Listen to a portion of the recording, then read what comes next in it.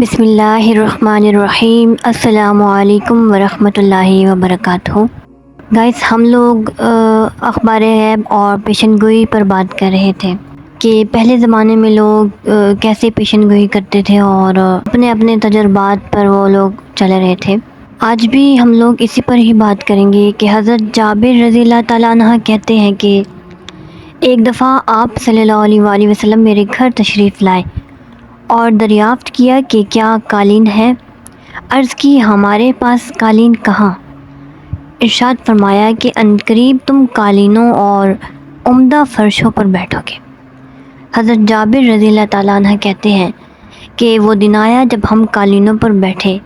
اب میں اپنی بیوی سے کہتا ہوں کہ قالین ہٹا لے جاؤ، تو وہ کہتی ہیں کہ یہ تو رسول صلی اللہ علیہ وآلہ وسلم کی پیشن گوئی ہے۔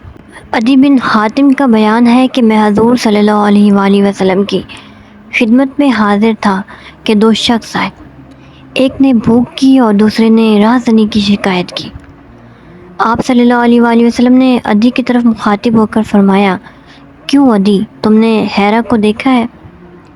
انہوں نے کہا، دیکھا تو نہیں لیکن اس کو جانتا ہوں۔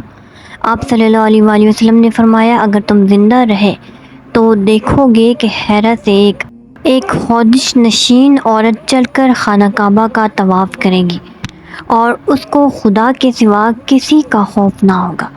اگر تم زندہ رہے تو دیکھو گے کہ کسریٰ کا خزانہ فتح کر لیا گیا۔ اگر تم زندہ رہے تو دیکھو گے کہ ایک شخص مٹھی بھر سونا چاندی لے کر نکلے گا کہ کسی کو خیرات دے، لیکن دولت کی کثرت کا یہ عالم ہوگا کہ کوئی قبول کرنے والا نہ ملے گا۔ عدی رضی اللہ تعالیٰ عنہ کے دل میں یہ بات کھٹکی تھی کہ آخر قبیلہ طے کہ وہ ڈاکو کیا ہو جائیں گے جنہوں نے تمام ملک میں آگ لگا رکھی ہے۔ لیکن خود عدی کا بیان ہے کہ میں نے دیکھ لیا کہ حیرہ سے ایک پردہ نشین عورت تنہا چل کر آتی ہے اور خانہ کعبہ کا طواف کر کے واپس جاتی ہے اور اس کو خدا کے سوا کسی کا ڈر نہیں ہوتا۔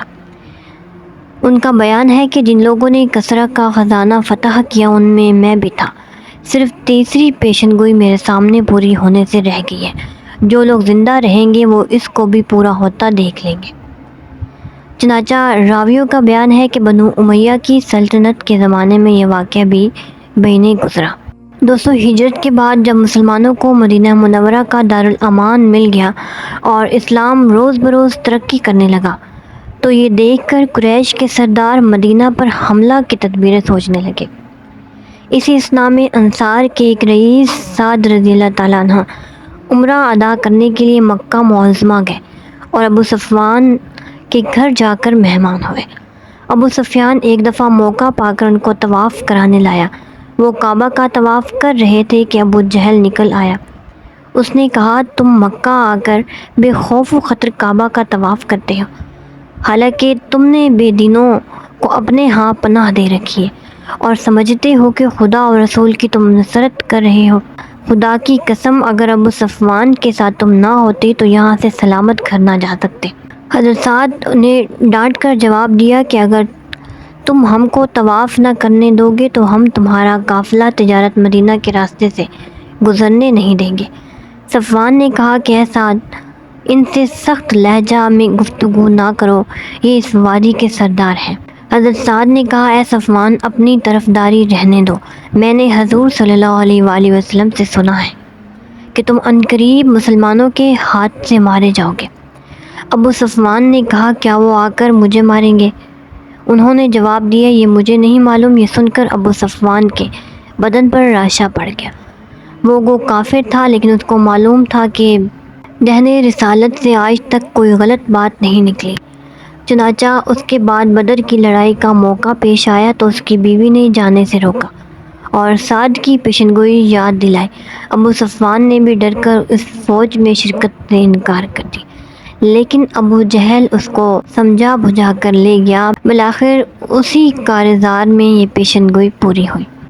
بدر کا معرکہ جب پیش آنے والا تھا، حضور صلی اللہ علیہ وآلہ وسلم کو صحابہ لے کر میدان میں گئے اور بتایا کہ یہ فلاں کافر کی قتل گاہ ہے، یہ ابو جہل کا مقتل ہے، یہاں قریش کا وہ بڑا سردار مارا جائے گا یہ عجیب و غریب پیشن گوئی تھی۔ 300 نیم بے سر و سامان سپاہیوں کا افسر 1000 سے زیادہ سپاہیوں کی غرق آہن باز ساز و سامان، فوج کی شکست اور افسروں کی قتل و موت کا اعلان کر رہا تھا۔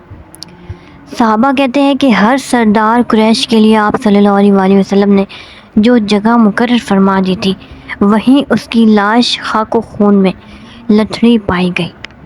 خیبر کے فاتحین کا تعین کی بھی پیشن گوئی ہوگی کہ خیبر میں یہودیوں کے متعدد مستحکم اور مضبوط قلعے تھے۔